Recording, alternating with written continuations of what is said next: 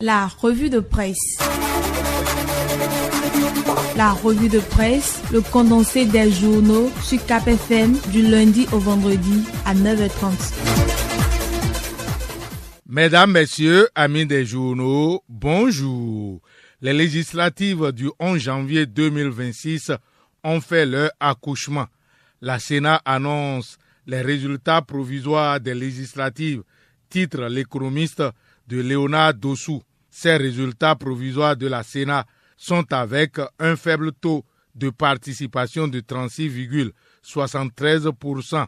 C'est ce que constate en manchette le pays émergent qui relève que l'Union progressiste Le Renouveau gagne 60 députés avec 44 hommes et 16 femmes. Le Bloc républicain 48 députés dont 41 hommes et 8 femmes. Un verdict qui fait réagir le parti Les Démocrates qui accuse la Sénat d'être complice d'une supercherie, renchérie, le pays émergent. Ce qui est sûr, pour la Nouvelle Tribune, l'opposition est absente de la 10e législature. Gaskiani Info lève un coin de voile sur l'erreur stratégique des démocrates qui n'est autre que le prix d'un refus d'alliance. Le parti, les démocrates, n'a pas atteint le seuil nécessaire pour obtenir des sièges, une situation qui aurait pu être évitée s'il avait accepté de nouer des alliances, déplore Gaskiani Info. Conséquence, l'Union progressiste Le Renouveau et le Bloc républicain s'accaparent les 109 sièges, fait remarquer la presse du jour appuyée par Bénin Intelligent et le matinal. Pour ces élections, c'est Patrice Talon, président de la République, qui triomphe, et Boni Yahi, ancien président de la République, président du parti Les Démocrates, lui, mort. La poussière relève en manchette le Soleil Bénin Info. Ceci parce que c'est la mouvance qui rafle tous les sièges, précise Fraternité, qui voit l'effondrement du parti Les Démocrates. L'électorat tranche et le parti Les Démocrates est en chute libre, confirme Le Matin. Pour Quotidien Le Meilleur, journal fondé par Firmin Gbekkan, la 10e législature est aux couleurs du baobab, donc de l'Union progressiste, Le Renouveau. En tout cas, c'est l'hégémonie politique du baobab et du cheval cabré qui est ainsi confirmée. Martel, le potentiel, l'UPR et le BR raflent les 109 sièges, constate l'événement précis. La liste des 109 députés est brandie par Jakpata et le Télégramme. Voilà qui amène le Grand Matin et le quotidien du service public La Nation à tirer les grandes leçons du scrutin avec la redéfinition du paysage politique national. Le Grand Matin salue en plus la maturité du peuple béninois. Enfin, s'exclame Visa Info de Ambroise Zinsou.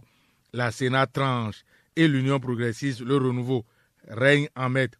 Il y a la percée du Bloc républicain. Les partis, les démocrates, Mouel Bénin et FCBE restent eux les dindons de la farce. Analyse Visa Info. La Sénat tranche et la Cour prend le relais.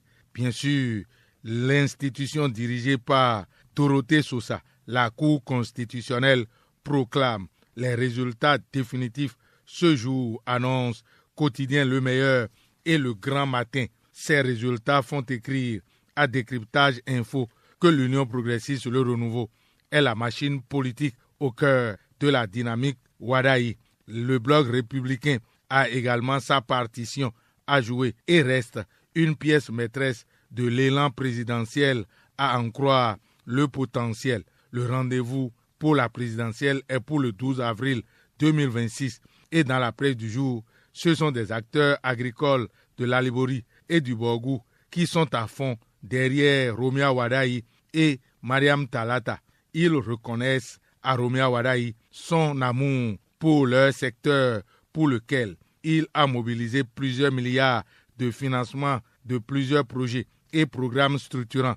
La plateforme a tenu ses conférences le 17 janvier à Kandi pour le compte de l'Alibouri et le 18 janvier à Komigea pour le compte du Borgou, rapporte la presse du jour. Ceci est constaté par le matinal qui met en relief l'intervention du ministre Gaston Kossi Dossoui à ces rendez-vous.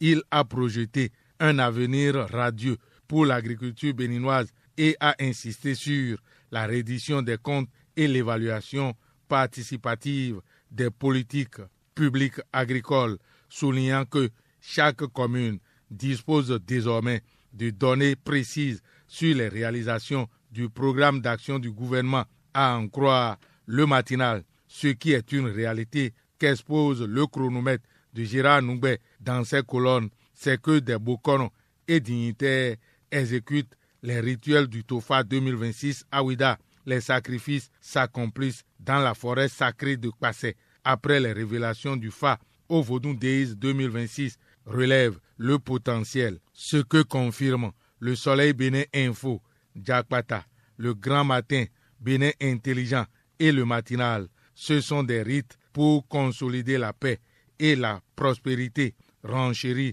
la nation. C'est pour consolider le vivre ensemble que, dans la commune de Banté, l'Union des associations de développement des arrondissements de la commune s'est réunie en assemblée générale ordinaire ayant consacré l'élection des membres du tout nouveau bureau de Kassifé. Le changement à la tête est une réalité et Marcelin Laourou est installé dans ses fonctions de président de la fêtière, rapporte Matin Libre. Sur le plan africain pour la CAN 2025, Fraternité note que le Sénégal accroche une deuxième étoile à son maillot en battant le Maroc en finale, précise Quotidien Le Meilleur, la presse du jour, le Télégramme et Visa Info. À la direction générale de la police républicaine, c'est le directeur général Brice Alowanou qui aborde son galon d'inspecteur général de police. Le constat est fait par le Télégramme. Il est élevé au rang d'inspecteur général de police de deuxième classe, confirme le potentiel.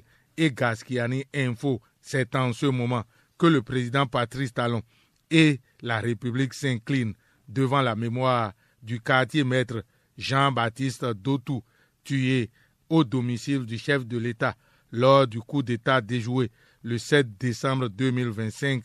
Pleure la plume de mon confrère du quotidien. L'événement précis, l'économiste préfère s'intéresser aux perspectives économiques en Afrique de l'Ouest pour révéler que dans l'espace UEMOA, le Bénin est attendu en tête de la croissance en 2026. Le Bénin, donc, dans une touche d'excellence. Et c'est de l'excellence que parle le matin, appuyé par Bénin Intelligent, pour voir Dr Félix Dansou-Dossa et son groupe honorer ses bâtisseurs. Fin de cette revue. À la prise de son, Fatiwa Hoyon. Réalisation et présentation, Lucien Dossou. Agréable journée à toutes et à tous. C'était la revue de presse. Retrouvez la revue de presse sur le site www.kpfm.com.